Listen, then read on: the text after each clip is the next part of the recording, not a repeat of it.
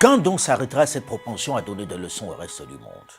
Quand s'arrêtera donc cette attitude condescendante qui procède à montrer que l'on détient seul la vérité et à vouloir l'imposer aux autres? En réalité, c'est la plus grande menace qui pèse désormais sur la paix dans le monde. Le camp occidental a donné un bien piètre exemple tout au long des 20 dernières années. Ne l'oublions pas. La guerre d'Afghanistan, la guerre d'Irak, la guerre de Libye, les guerres du Sahel, et tout cela pour quel résultat? Quand vous dites que vous allez au G7, à Biarritz, traiter de l'Amazonie sans appeler les pays amazoniens, vous vous souvenez du congrès de Berlin en 1884 Oui. Vous avez, les Européens ont décidé sur le futur de l'Afrique sans appeler les Africains. Ça, c'est la notion du colonialisme. Vous décidez pour les autres. Une longue période où je pense, comme la plupart des Américains vétérans de la guerre froide, que l'Occident a accumulé les erreurs et les provocations et les maladresses. Mais pas par complaisance par rapport à la future Russie redevenue nationaliste, par, disons, désinvolture, ignorance. On a gagné. On a gagné globalement et on s'en fiche un peu de ce que pensent les Russes, les Chinois, les Arabes et les Africains. Et c'est ce qui risque de mettre le feu à la planète. L'Occident doit faire un effort pour s'astreindre à un peu d'humilité et de discernement. Il menace la paix dans le monde avec cette attitude, cette propension à se liguer en modèle, à dicter sa règle, à faire à chaque fois la leçon aux autres. Les barbares sans culture, sans civilisation, c'est les autres. Ce concept d'Occident est dangereux pour l'Europe. Je ne veux pas croire que les grandes puissances soient à ce point frappées d'amnésie. Je refuse de penser qu'elles soient définitivement dénuées de sincérité et de bon sens, qu'elles aient une propension naturelle à la mauvaise foi. Comment une puissance qui a tant ensanglanté le monde, qui a commis le plus grand génocide de tous les temps, avec notamment le massacre des centaines de millions d'Indiens, peut-elle se présenter sans gêne en référence? Comment une puissance qui, il y a moins d'un siècle, délivrait massivement des permis de tuer aux Blancs pour chasser du nègre dans les rues du Missouri, peut-elle se présenter en modèle aujourd'hui? Comment une puissance où on pendait haut et court, légalement, en public, des Noirs qui avaient simplement désobéi au maître, peut-elle s'ériger en chantre de la tolérance et de la morale? Une puissance où des hordes officiellement connues brûlaient il y a moins de 100 ans des maisons de Noirs, comment peut-elle sans gêne aucune, avec une certaine condescendance, un certain toupet, se liguer aujourd'hui en grand défenseur devant l'Éternel des droits de l'homme, en gendarme de la planète? A-t-elle oublié ces crimes de masse? Ces humiliations, telles ces scènes de Black Friday où l'on vendait du noir comme du bétail à vil prix et tuait ce que l'on n'avait pas pu solder sur le marché. Dommage que certains aient d'ailleurs oublié l'origine réelle du Black Friday que l'on célèbre aujourd'hui dans les commerces, l'un des moments les plus sombres, les plus douloureux de l'histoire noire, les États-Unis d'Amérique. Traversons l'Atlantique parce qu'en Europe aussi le passif est au moins aussi lourd. À votre avis, ce sont les propriétaires d'esclaves ou les esclaves qui ont été indemnisés après l'abolition de l'esclavage? Ce sont les propriétaires d'esclaves. Oui, après l'abolition définitive de l'esclavage en 1848, la France a choisi d'indemniser les propriétaires d'esclaves pour les dédommager de la perte économique entraînée par l'émancipation générale. Une loi relative à l'indemnité accordée aux colons par suite de l'affranchissement des esclaves a été votée les 19 janvier, 23 et 30 avril 1849 à l'Assemblée nationale. Cette loi va attribuer 126 millions de francs or aux 10 000 propriétaires d'esclaves, soit 1,3% du revenu national d'alors, l'équivalent de 27 milliards d'euros aujourd'hui. L'Empire français perd alors près de 250 000 esclaves dans ses colonies, en Martinique, en Guadeloupe, en Guyane, à La Réunion, au Sénégal et à Madagascar. Comment des nations occidentales qui, sans scrupule, en Afrique, ont pillé, dépouillé le continent entier en massacrant sur leur passage ses populations, comme ici, en 1908, dans le Congo du roi Léopold II, où des Belges lisent la Bible avant de pendre ce jeune garçon de 7 ans, simplement parce que son père n'a pas pu produire le quota de cuivre exigé par le colonisateur, peuvent-elles adopter cette posture de saint juste? Nous avons connu les ironies, les insultes, les coups que nous devions subir matin, midi et soir, parce que nous étions des nègres. Qui oubliera qu'à un noir, on disait tu, non certes comme à un ami, mais parce que les voix honorables étaient réservées aux seuls blancs.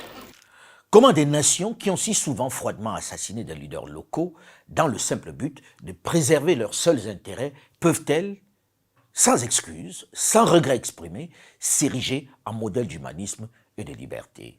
Les Européens, ou pour le monde occidental, Lumumba était considéré un peu comme le diable, un peu comme une espèce de magnétiseur dangereux, irresponsable. Bon, je ne pense pas que ce soit ça le vrai visage de Lumumba. Je crois que Lumumba était probablement le seul homme d'État possible pour l'Afrique. Je crois qu'il était probablement l'homme qui, de part à la fois, c'est un homme extrêmement intelligent, extrêmement réfléchi, et qui avait effectivement un pouvoir et un poids sur l'ensemble du monde bantou, du monde africain, et qui aurait pu probablement aboutir au niveau de l'Afrique s'il n'avait pas été tué, assassiné. Et c'est probablement l'une des raisons pour laquelle il a été assassiné. Bon. Aurait probablement changé le sort de l'Afrique. Pour le faire taire, on l'a assassiné, et bien que l'on sache qui a commis le crime, personne n'a été condamné. Les mêmes nous parlent fièrement des droits de l'homme aujourd'hui et jugent devant des tribunaux spéciaux devant lesquels ils ne comparaissent pas ceux qui ne les respectent pas. Parlent fièrement de bonne gouvernance et des divisions ethniques.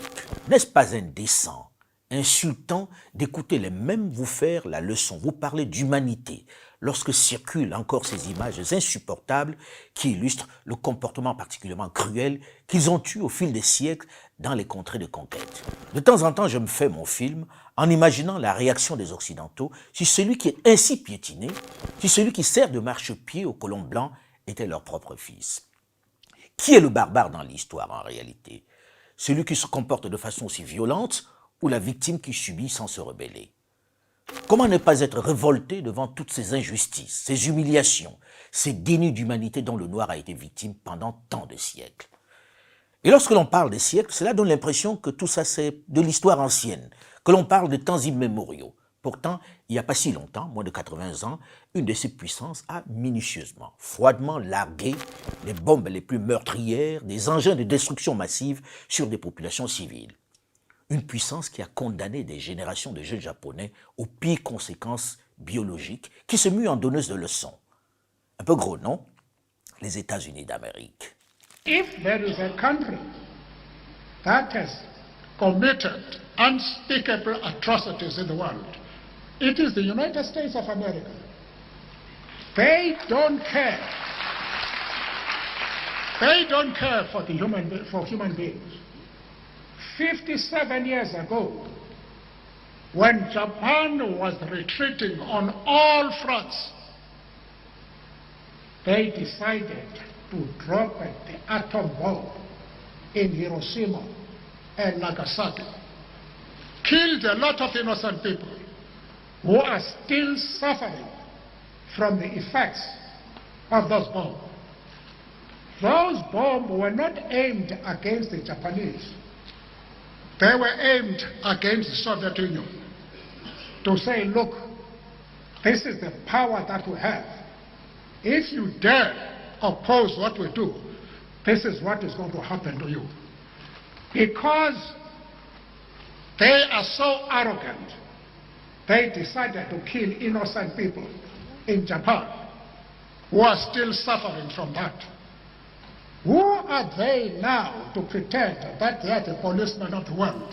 Une puissance qui, à moins de 65 ans, a ainsi coupé des têtes d'autochtones dans l'ouest du Cameroun et les exposé pour montrer sa puissance et imposer son pouvoir, peut-elle parler d'histoire ancienne? J'entends déjà ici et là des voix s'élever pour dire que c'est une histoire ancienne, que l'Africain doit arrêter la surenchère mémorielle, que les contemporains ne sauraient payer pour les crimes de leurs parents, qu'on n'est pas dans l'Ancien Testament. Possible.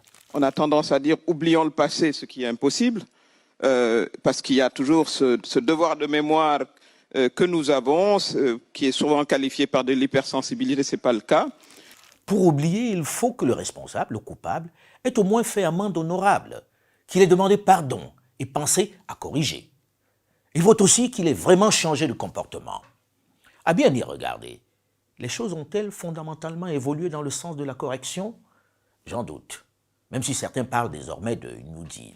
La relation entre l'Europe et l'Afrique, quand même, je rappelle qu'elle date de plusieurs siècles. Alors, il serait intéressant de savoir ce qui s'est passé pendant ces siècles pour qu'en 2021, on se décide à parler de New Deal. La manière a peut-être évolué, est peut-être plus soft, mais le fond semble être le même. Malgré les siècles, les États-Unis n'ont-ils pas, pour des raisons fallacieuses, suscité une autre tuerie de masse? Ont-ils répondu des crimes qu'ailleurs on qualifie de génocide causés par leur bombardement dans la guerre en Irak? Et dans leur mission vengeresse en Afghanistan, ont-ils ne serait-ce que présenté des excuses pour leurs différentes interventions dans ces pays pour des raisons injustifiées? Non. The decision of one man to launch a wholly unjustified and brutal invasion of of Ukraine. Iraq, too. Anyway, 75. Lapsus révélateur qui ne fait pas sourire les Irakiens, c'est certain. Que l'auteur de cette invasion en Irak, George W. Bush, se plante ainsi à quelque chose de tragicomique. La vérité est sortie de sa bouche même s'il essayait de mettre en accusation un autre personnage, Vladimir Poutine. Sa langue a fourché. Aujourd'hui encore, ont-ils de la gêne à armer les Ukrainiens alors qu'ils savent très bien qu'ils sont la cause réelle de cette guerre qui fait tant de victimes, qui jette beaucoup de monde sur les routes de l'exil et menace la paix dans le monde? Non, ils s'emploient encore une fois à faire passer le camp d'en face pour le responsable de cette crise et semblent ignorer le fossé qui se creuse avec le reste du monde. Le monde entier est concerné et regarde. Et il a besoin de savoir, et c'est particulièrement important pour la France vis-à-vis de l'Afrique, il a besoin de savoir que les erreurs qui ont été commises dans le passé, eh bien, nous ne les commettrons plus. Pourtant, encore une fois, les États-Unis d'Amérique se drapent dans leur robe de moralisateurs et de gendarmes de la planète. Idem pour la vieille Europe qui la suit en se livrant à une campagne de propagande particulièrement ridicule. L'engrenage de la guerre, le mensonge qui est lié à la guerre, il n'est pas propre à une seule partie du monde. Aujourd'hui est peut-être venu le moment pour l'Occident de tendre l'oreille pour écouter ce que pense le reste du monde. L'Europe n'a jamais été autant isolée. Son argument n'a jamais été autant contesté. 140 pays ont condamné. Très bien. Une quarantaine de pays a refusé de condamner. Quarantaine de pays qui représentent démographiquement 60% de l'humanité. Il y a l'Inde dedans, il y a évidemment la Chine, mais aussi l'Inde. Donc quand même, par rapport à l'idée qu'on est les maîtres du monde, on est l'avant-garde morale du monde, c'est à nous de répondre nos valeurs, nos critères, nos normes, etc. Il faut que les Occidentaux réfléchissent là-dessus. Parce que ça ne concerne pas que la Russie. Would it be wrong to call that a little bit of resource nationalism, if you like, withholding supply to, I don't want to hear it. to beneficiate? I don't want to hear it. To beneficiate that. Do you know that at one point the European had 3.7 more vaccine than they need? Okay, and they sent it back to countries like Indonesia 2 weeks before expiration date. I don't want to hear it. At the end of the day, it's about national interest, But we are a democratic country. I have 270 million people hungry, okay? And the worst part is social media. Oh my God, they're so loud. And I need to cater that. As much as the Europeans need to cater the Europeans, as much as other developed countries to cater the developed countries. So this is a fight of democracy to sustain the very fabrics of survival. Europe has to grow out of the mindset that Europe's problems are the world's problems, but the world's problems are not Europe's problems. That if it is you, it's yours. If it is me, it's ours. There will always be two axes. At this point, I think it's an understood, accepted fact that you have the West, US-led, you have China as the next potential axis. Where does India fit into this? I don't think it's necessary for me to join this axis or not, and if I'm not joining this, I must be with the other one. I don't accept that. I mean, I think I'm 1/5 of the world's population. I am today the 5th or 6th largest economy in the world. I mean, forget the history, civilization bit, everybody knows that. But I think I'm entitled to have my own side, I'm entitled to weigh my own interests, make my own choices. And my choices will not be cynical and transactional, but they will be a balance of my values and my interests. There is no country in the world which disregards its interests. If you want to talk about 1/5 of the world's population, you cannot also sit on the fence when it comes to foreign policy matters. Non-alignment isn't plausible if you want to take your position on the world stage. What is India's position? Sitting on the fence is not an option to be a world leader. Look, I don't think we're sitting on the fence. Just because I don't agree with you doesn't make me sitting on the fence. It means I'm sitting on my ground. You take any and all of the big challenges of the world, some part of the answer either comes out of India, can be contributed to India. And again, I hate to say, it's a bit like a broken record, but look, a lot of things are happening outside Europe. The world is changing, new players are coming, new capabilities are coming, but a new agenda must come. The world cannot be that Eurocentric as it used to be in the past. C'est peut-être le moment de se demander pourquoi les autres ne l'écoutent plus au lieu de se complaire dans l'idée selon laquelle les autres ne comprennent pas la réalité. Les autres seraient donc moins intelligents, peut-être un peu bêtes pour saisir le sens de l'évolution du monde. Une suffisance qui a fait qu'ils n'ont pas intégré le changement qui s'opérait depuis quelque temps en Afrique. Cela fait plus de 10 ans que je ne cesse de le dire et à chaque intervention militaire en Afrique, et y compris lors de l'intervention Serval, je l'ai répété, il y a des modes opératoires qui sont dépassés en Afrique.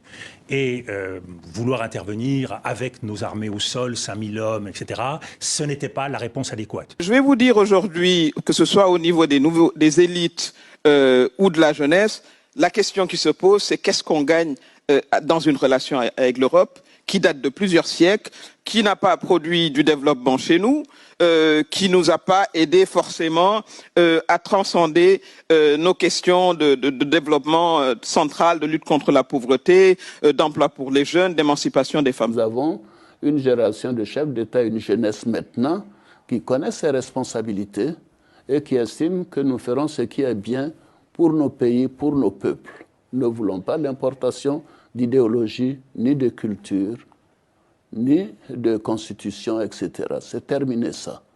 Il faut que la considération soit de part et d'autre dans les relations entre l'Europe et l'Afrique. Réaction forte qui vaut son pesant d'or lorsqu'il vient d'un dirigeant très souvent considéré, à tort ou à raison, comme le poste avancé de l'Occident en Afrique. Mais le sentiment qu'il y a sur le sol africain, par les élites, les nouvelles élites, par les jeunes, c'est que finalement, est-ce que ça en vaut la peine, plusieurs siècles après, qu'on soit dans une relation qui n'a pas produit ce qu'elle avait, qui était au départ une relation violente d'ailleurs. Hein. Si l'Europe veut éviter la rupture avec l'Afrique, si la France en particulier veut en finir avec le French bashing, si Paris veut au moins conserver sa place de partenaire sur le continent, elle qui est de plus en plus perçue par la jeunesse comme un adversaire alors qu'elle était jusque-là dans son précaré, elle doit tendre l'oreille. Elle doit être à l'écoute, éviter de continuer de donner des leçons. Parce qu'en termes de bavure, de maltraitance, de mépris, de condescendance et d'incohérence, elle en a tellement multiplié. Le passif est particulièrement lourd. Il n'y a pas de quoi être fier, et son discours semble très souvent manquer de cohérence. Comme lorsqu'elle a Adou, un putschiste à Djamena au Tchad, lui déroule le tapis rouge et recuse presque dans le même temps d'autres militaires. D'autres jeunes à quelques encablures de là, au Mali et en Guinée. Comment ne pas y voir un calcul stratégique ou économique? Pourquoi ces 2 poids 2 mesures qui installent la suspicion? On nous dit qu'on est venu libérer le Mali. Pourquoi arriver au nord du Mali, la France a interdit à l'armée malienne d'occuper tous les territoires. Pourtant, le président français avait dit l'objectif de l'opération Serval, 3 objectifs: détruire le terrorisme, restaurer l'autorité de l'État malien sur l'ensemble du territoire, appliquer les résolutions des Nations Unies. C'est ce qui a été dit à la face du monde. Mais l'opinion publique française, les Français, certains dont les enfants meurent, ne savent pas que c'est leur gouvernement qui a coupé le Mali en deux, créé un sanctuaire où les terroristes ont été s'allier et s'organiser pendant 2 ans pour revenir envahir notre pays. Ils ne disent pas ça à leur opinion publique. Ils jouent sur les sentiments. Les jeunes subsahariens, contrairement à leurs aînés de ma génération, n'ont pas oublié. Ils sont plus exigeants sur la manière, plus demandeurs de respect. Après le feu allumé par Paris en Libye, feu qui embrasse tout le Sahel et au-delà, depuis maintenant plus d'1 décennie, la question du Mali est venue exacerber les antagonismes, le rejet de l'ancienne puissance colonisatrice. À chaque fois que Paris rappelle le nombre de soldats tombés sur le champ de bataille au Mali, 52, Ils sont des milliers à rappeler à la France les dizaines de milliers de tirailleurs sénégalais tombés entre 1939 et 1945 pour libérer la France du joug nazi. Ils sont officiellement 24 000 à être morts pendant la Première Guerre mondiale en Europe, un chiffre considéré comme largement en dessous de la réalité. Bien que chaque mort soit particulièrement important, bien que chaque mort soit un mort de trop, il est difficile de comparer les 52 militaires tombés sur le théâtre malien aux dizaines de milliers de tirailleurs africains qui se sont sacrifiés pour libérer la France. Et ceux qui sont tombés en France dans les différentes régions n'étaient pas des volontaires, contrairement aux militaires de Barkhane et autres Serval qui étaient en service. Ils faisaient leur boulot. Ce qui ne rend pas, c'est vrai, leur sacrifice moins tragique, non. Autre chose, la majorité des tirailleurs sénégalais, selon l'appellation générique, tombés en métropole, n'ont souvent pas été identifiés et n'ont par conséquent pas bénéficié des obsèques et d'une sépulture digne avec les honneurs. Je ne suis pas adepte des comparaisons des souffrances et tragédies, mais l'on doit s'abstenir de rappeler de façon aussi incessante les sacrifices consentis par la France pour le Mali depuis une dizaine d'années. C'est au mieux un retour de politesse ou d'ascenseur, même si l'on est largement conscient que cette situation est le fait des errements ou de la folie d'un homme. Le président Nicolas Sarkozy, qui a décidé de renverser pour des raisons personnelles le guide libyen Mouammar Kadhafi. Ils sont malheureusement, et en toute bonne foi, des centaines, je dirais même une écrasante majorité dans les médias hexagonaux, à rappeler le bon cœur, l'humanisme de la France, et autant à dénoncer l'ingratitude du Mali qui ne manifeste pas sa reconnaissance pour l'intervention militaire qui les a sauvés, eux et leur pays, de la horde de barbares djihadistes qui déferlaient sur eux. Un argument qui a du mal à passer auprès des jeunes qui ont vite fait de rappeler à leur bon souvenir une autre ingratitude bien plus importante, celle de la France vis-à-vis des soldats qui se sont battus sur son sol. Ils étaient 161 250 Africains à être enrôlés au cours de la Première Guerre mondiale, plus souvent par la force. Ils portaient l'uniforme des poilus, mais ne jouissaient pas des mêmes droits civiques. Le général Mangin va choisir de les envoyer en première ligne, de la chair à canon. Ils seront 1400 à tomber ce 16 avril 1917 sous le feu des mitraillettes allemandes, en un seul jour. Rien que pendant cette offensive menée par le général Mangin, qui va d'ailleurs y gagner son surnom de boucher et de broyeur de noirs. Ils seront 7500 noirs à tomber sous les balles de l'ennemi allemand. La France qui, après la victoire contre le régime nazi, n'a même pas eu la reconnaissance pour ceux venus se battre pour elle, blanchissant carrément ses troupes au moment d'entrer dans Paris, dissimulant ces nègres qui avaient contribué à la libération. L'épisode du camp de Tcharoy, où des soldats survivants de cette guerre qui leur étaient étrangères ont été froidement et minutieusement abattus simplement parce qu'ils réclamaient le paiement de leurs maigres soldes, restait l'une des manifestations criardes, inoubliables de cette ingratitude. Non seulement on n'a pas voulu la leur payer, mais en plus on les a tués sans remords. Plus de 191 froidement mitraillés par ceux pour qui ils avaient donné plusieurs années de leur vie pour récupérer la France entre les mains des Allemands. Et ceci n'est qu'un épisode de cette tragique aventure qui a finalement coûté la vie à plus de 30 000 Africains.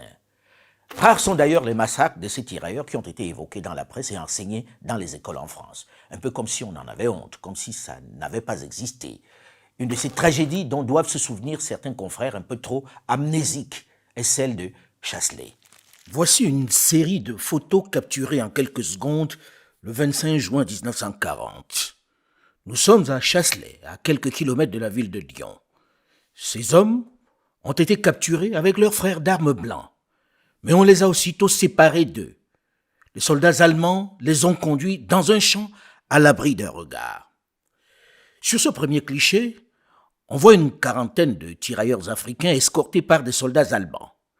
Dans leur regard, on voit la peur face à ces soldats enivrés par la haine et le racisme. Ces soldats allemands qui se parlent, qui s'organisent. Leurs yeux semblent chercher des réponses.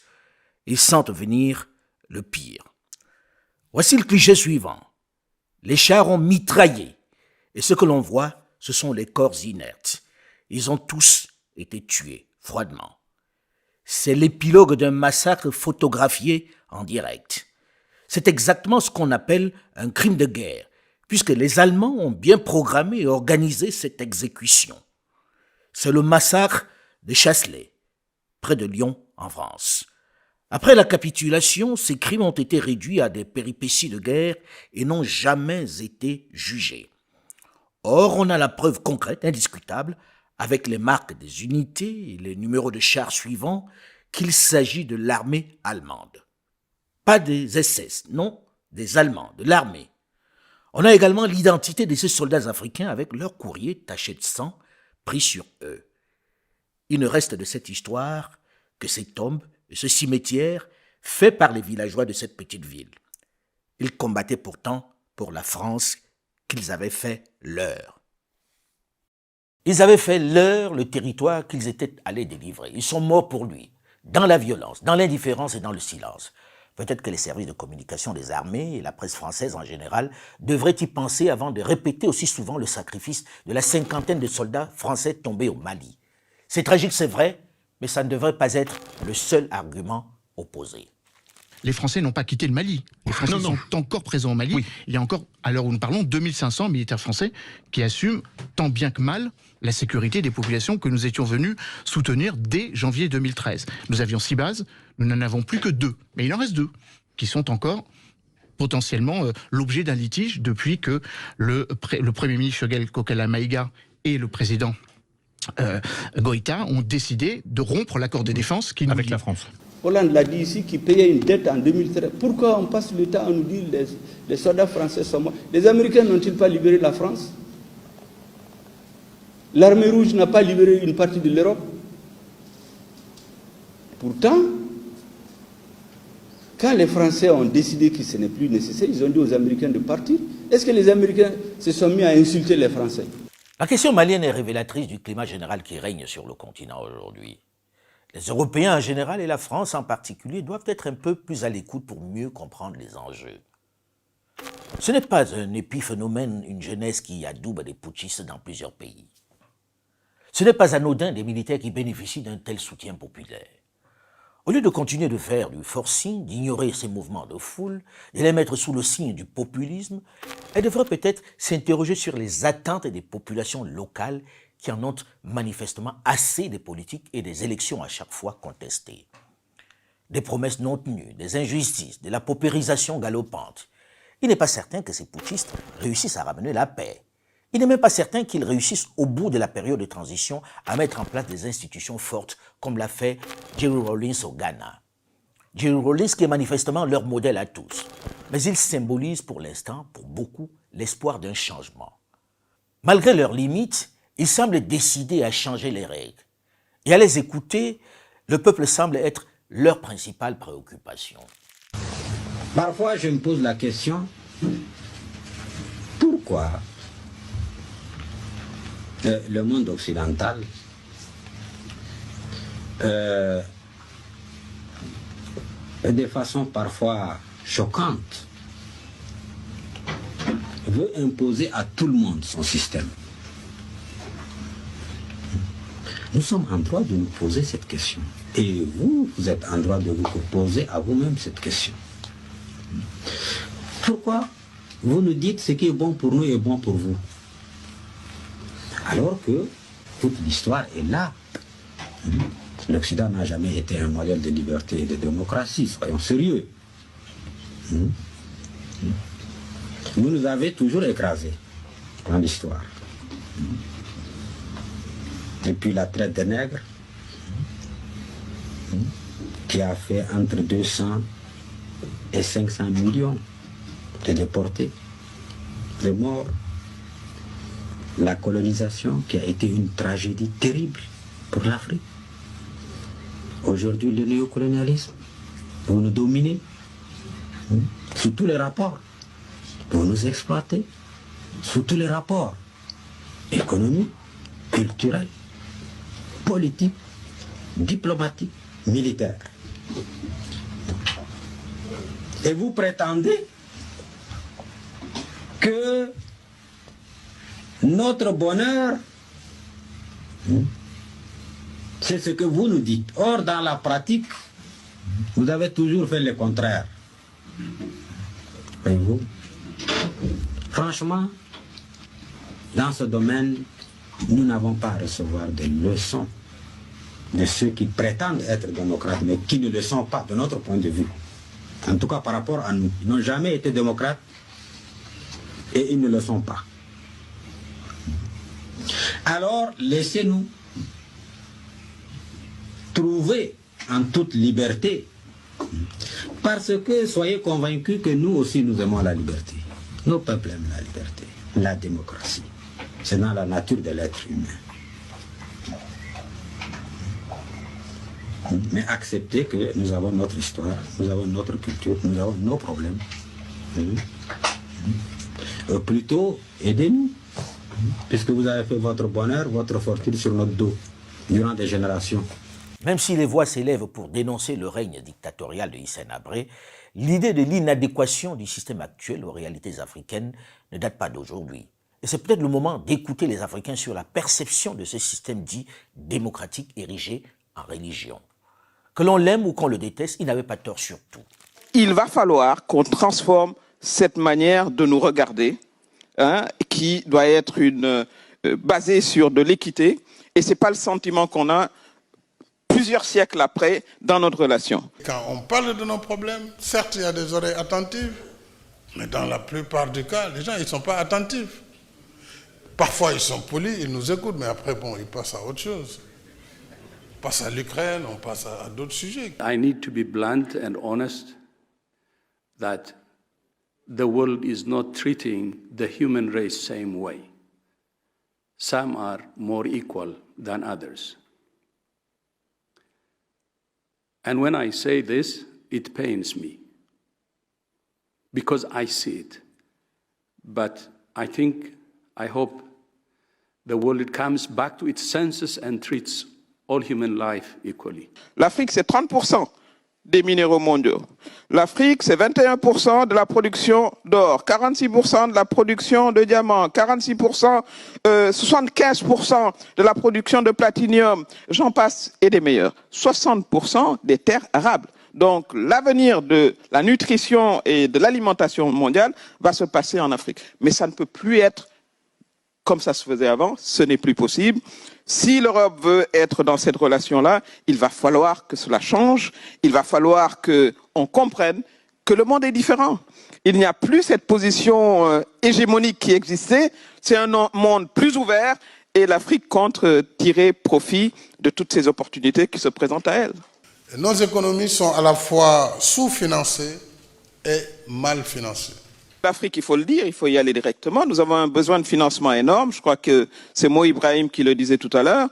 Bon, l'Europe n'est pas si cash que ça. Je suis désolé, mais ça se pose en ces termes-là. Parce qu'on parle de la richesse de l'Afrique, c'est clair, il faut le dire. Mais cette richesse, il va falloir qu'on développe une nouvelle manière de faire des affaires. Il ne s'agit plus d'investir dans des industries extractives, on va transformer ailleurs. Ça, c'est le premier New Deal à avoir, c'est qu'on fait du business ensemble en Afrique, on transforme en Afrique, on crée des chaînes de valeur en Afrique, on emploie des Africains et on se partage de manière équitable, je dis bien équitable, le profit. Plus que par le passé, les jeunes Africains et certains dirigeants ont désormais compris qu'il faut mettre en avant, sans complexe, la question économique. La stratégie pour le développement.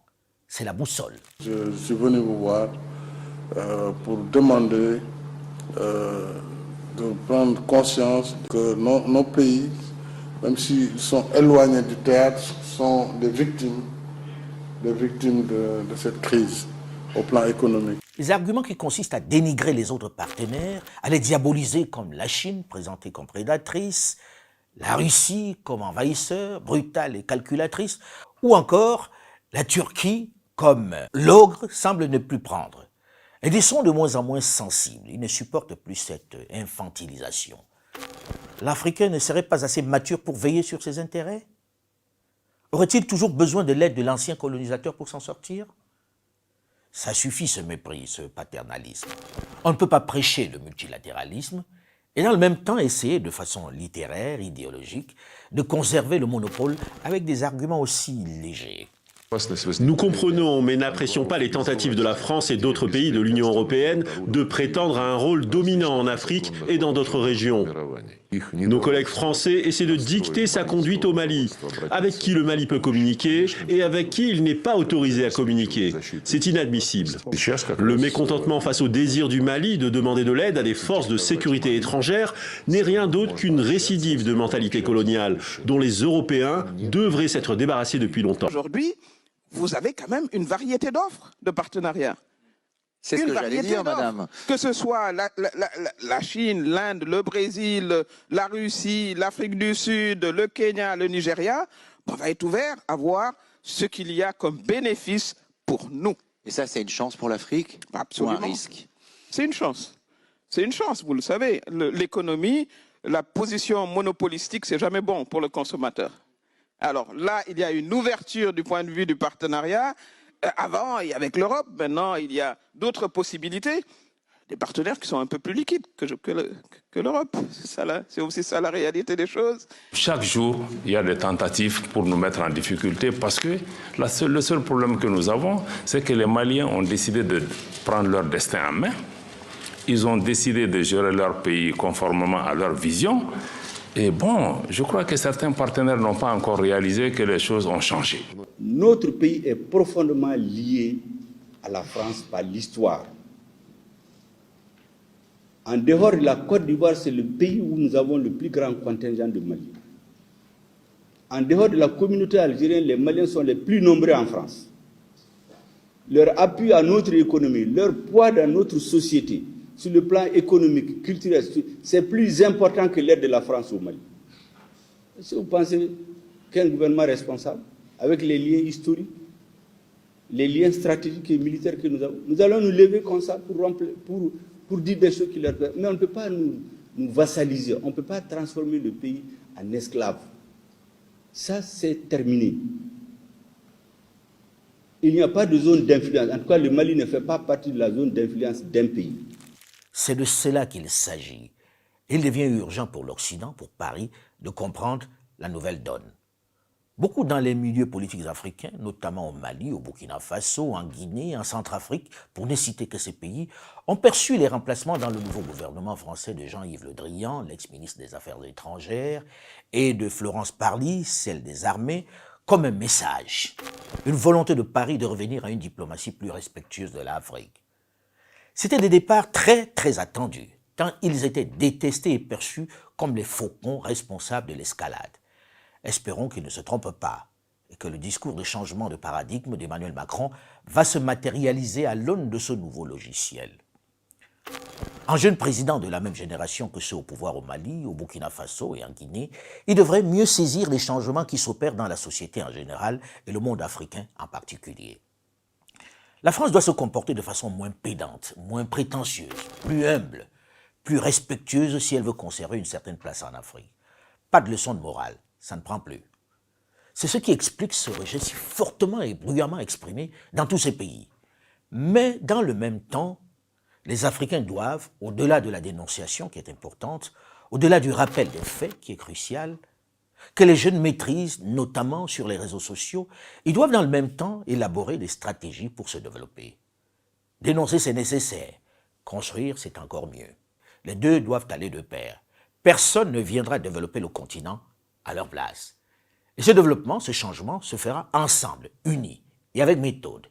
Il n'y a pas d'amis, il n'y a que des partenaires. Et ensemble, unis, l'Afrique est certainement la troisième puissance économique mondiale. Divisée, elle ne représente qu'une poussière de nations, pour reprendre l'expression de l'abbé Barthélemy Buganda, le père de l'indépendance de la Centrafrique.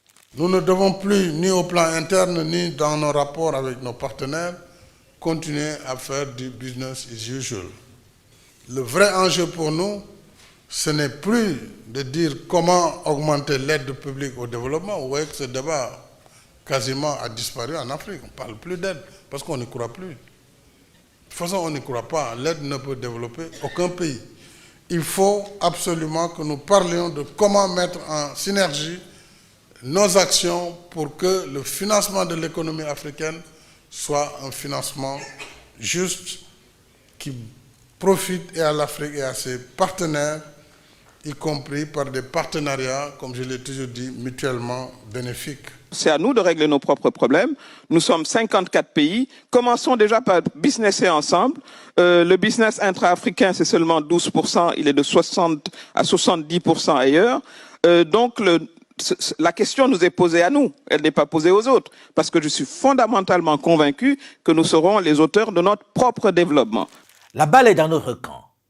Moins de bavardage, plus de business, plus d'action selon nos modèles, nos codes et nos réalités.